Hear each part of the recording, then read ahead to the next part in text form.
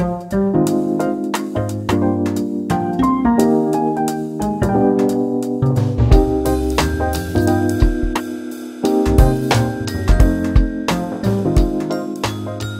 comprends que les sens sont à la base de tout, et ce qu'il faut éviter, c'est la panne d'essence.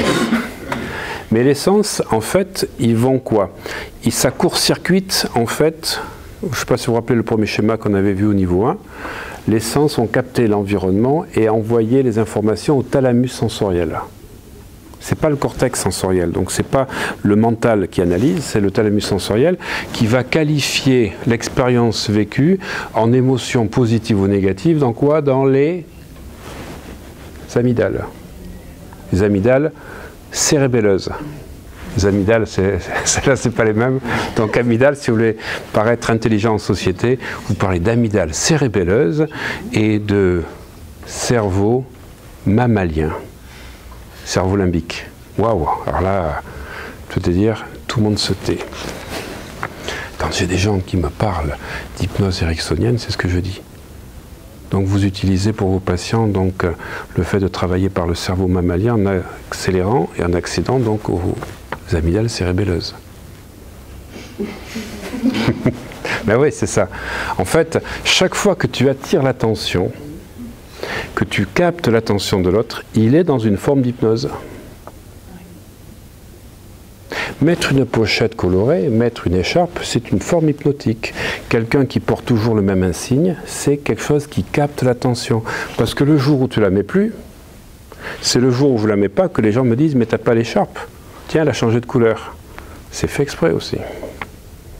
Tous les accessoires captent l'attention. En fait, quand tu captes l'attention, on verra tout à l'heure les 4 façons, si tu veux, de permettre d'augmenter la transe, donc avec la focalisation, avec l'attention, avec la dissociation, l'association, qui permettent d'accentuer des phénomènes, même les yeux ouverts.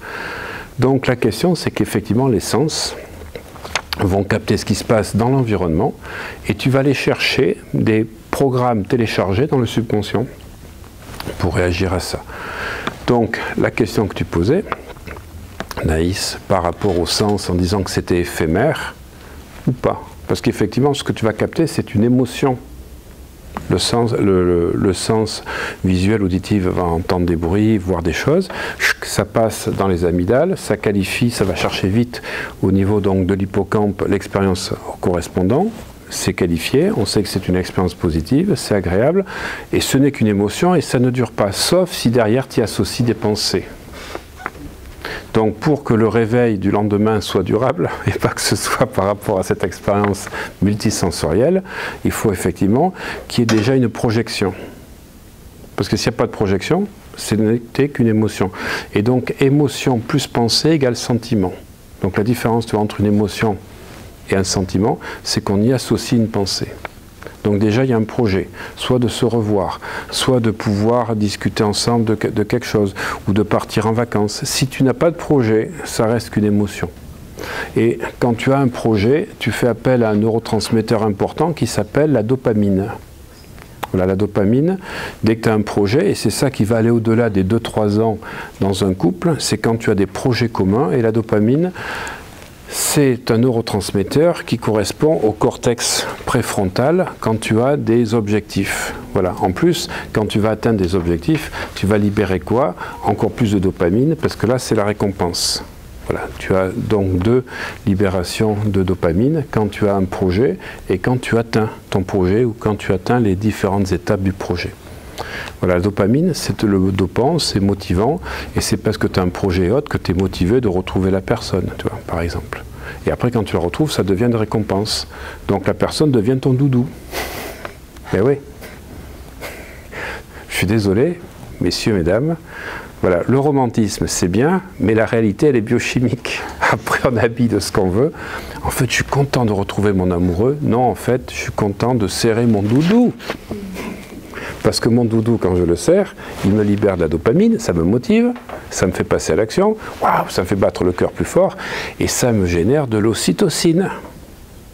Voilà, ocytocine, l'attachement, et c'est pour ça que j'ai envie de le revoir, etc., parce que ça me génère cette hormone que j'ai ressentie à la naissance. puisqu'à la naissance, la mère donc libère la sécrétion d'ocytocine. Voilà. Et l'enfant est attaché à la mère à l'enfant, à cause de cette sécrétion d'ocytocine lors de l'accouchement. En fait, on ne fait que reproduire ce qui s'est passé avec notre mère. Hein. Voilà, on en reparlera un autre jour.